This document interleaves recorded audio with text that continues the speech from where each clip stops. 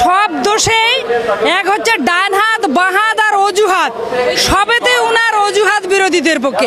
উনি সরকারে আছেন না বিরোধী নেত্রী আছেন উনার কথা থেকে বোঝা যাচ্ছে না। উনি সবে বিজেপির ভূত দেখেন, বিজেপির ষড়যন্ত্র দেখেন সবেতে। তাহলে উনি মুখ্যমন্ত্রী আছেন কেন? উনি মুখ্যমন্ত্রী থাকবেন কেন?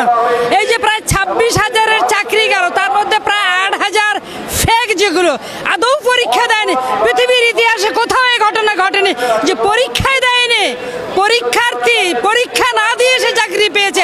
কত বড় জালিয়াতি হয়েছে, কয়েক হাজার কোটি টাকা চাকরি চুরির, চাকরি বিক্রির দোকান নিয়ে বসেছিল তৃণমূলের এমপি এমএলএ, তৃণমূলের মন্ত্রীরা এবং তৃণমূলের A to Z লিডাররা চাকরি বিক্রির দোকান নিয়ে বসেছিল। খোলা বাজারে চাকরিগুলোকে হাই রেটে বিক্রি করেছে। মাননীয় মুখ্যমন্ত্রী কিছুই জানেন না, তাহলে উনি মুখ্যমন্ত্রী আছেন কেন? উনার আইবি পুরোপুরি, তাহলে ইন্টেলিজেন্স ব্রাঞ্চ পুরোপুরি ফেল করেছে। উনার আর এক মুহূর্ত মুখ্যমন্ত্রী থাকার অধিকার নেই।